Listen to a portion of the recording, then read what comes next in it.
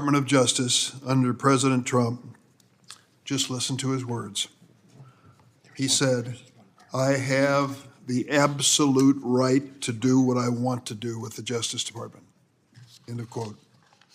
He not only uses the Justice Department to advance his political interest, but he's also promised to seek, quote, retribution against, quote, the enemy within.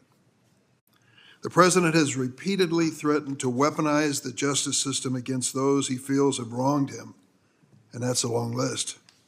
It includes career prosecutors, military officials, and his own former political appointees. Unfortunately, we are seeing these threats emerge in real time.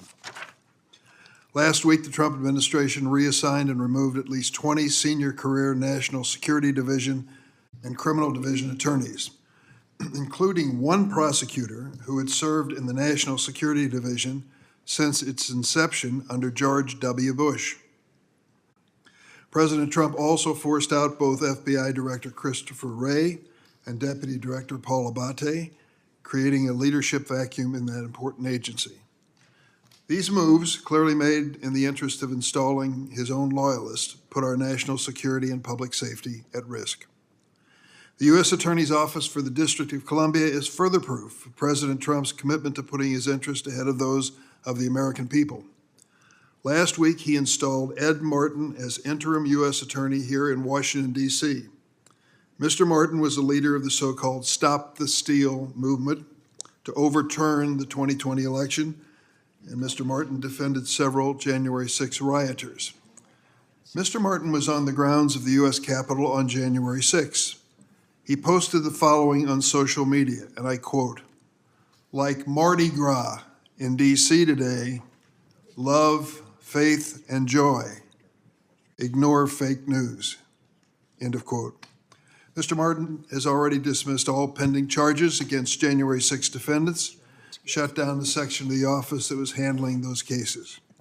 He's opened an investigation into the office's January 6 prosecutions, apparently to begin carrying out Pam Bondi's promise to, quote, prosecute the prosecutors, investigate the investigators.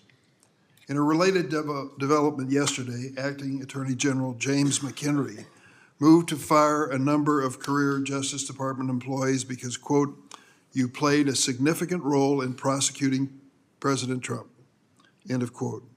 Retaliating against these career public officials who were simply doing the job they were assigned is patently unfair. Asked repeatedly who will execute the mass deportation effort, we have finally come to learn which agencies will bear that responsibility. They include the Drug Enforcement Administration, the Bureau of Alcohol, Tobacco, and Firearms, and other Justice Department law enforcement agencies. Now, instead of investigating fentanyl and the firearms trafficking to Mexico to the cartels, DEA and ATF resources will be diverted toward deporting families who may or may not have any criminal record or be any danger to this country. And in the latest blow, President Trump's illegal funding freeze jeopardizes critical Justice Department grants that support local law enforcement and survivors of domestic violence, sex trafficking, and other violent crimes. Given the massive upheaval that President Trump has caused at the Justice Department in just the first few days in office, the next Attorney General will have their work cut out for them. As I said during Ms. Bondi's hearing, it is absolutely critical that any nominee for the position be committed first and foremost to the Constitution and the American people, not the president and his political agenda. Unfortunately, I'm unconvinced that Ms. Bondi shares my belief. She is one of 4 personal lawyers of President Trump that is already already selected for top positions at the Department of Justice. And she has echoed President Trump's calls for exacting revenge on political opponents. Ms. Bondi undermined our democracy by joining President Trump's efforts to overturn the 2020 election. It appears she does not regret that decision, as she refused before this committee repeatedly during her hearing to acknowledge that President Trump actually lost the vote in 2020.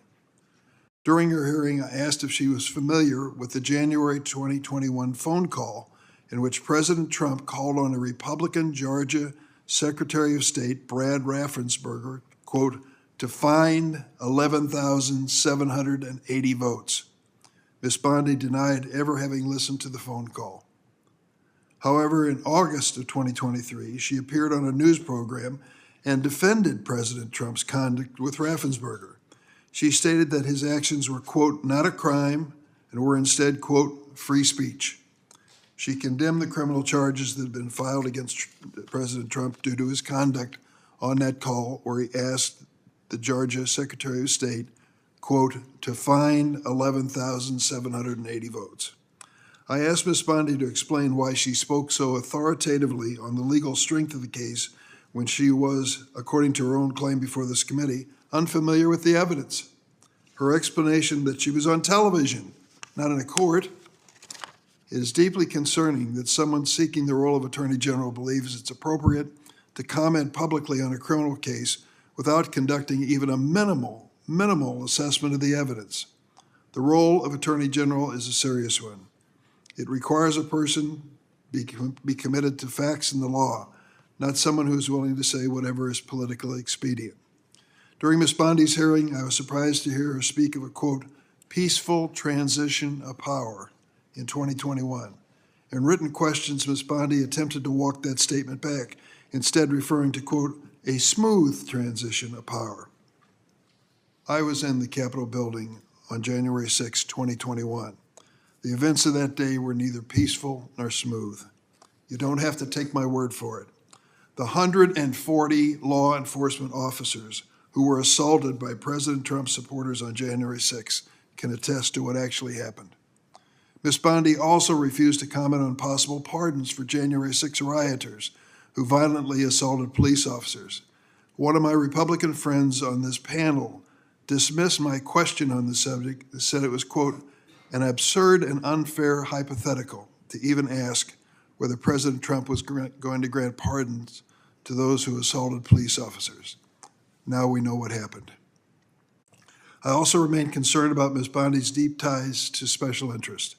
Her lobbying clients include an array of large corporations, Amazon, Uber, and a private prison company, Geo Group, along with the government of Qatar.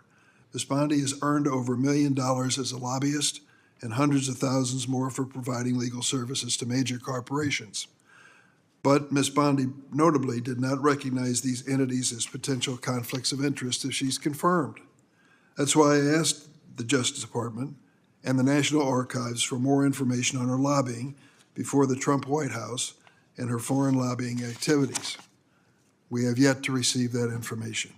And when asked to commit to recusing herself from matters involving her former clients, Ms. Bondi would only commit to consulting with DOJ ethics officials.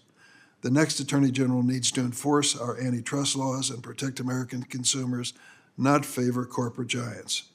I went into Ms. Bondi's hearing with an open mind for obvious reasons. Yes, she was the Attorney General for the third largest state in the Union for 10 years. But there remains one question basically unanswered: whether she'd be willing to tell Donald Trump, President of the United States, and wealthy special interests no if faced with pressure to use her position as Attorney General to benefit those parties. In light of the Trump administration's actions over the course of the past few days, that question is even more critical, and I did not receive a satisfactory answer from Ms. Bondi. Since Watergate, there's been a bipartisan support for the idea that the Justice Department must be independent from the White House. President Trump's conduct during his first term underscored that need. I do not believe that Ms. Bondi will provide it. I hope she proves me wrong, but I cannot support her nomination. I yield to you, Mr. Chairman. Thank you, Senator Durbin. Today,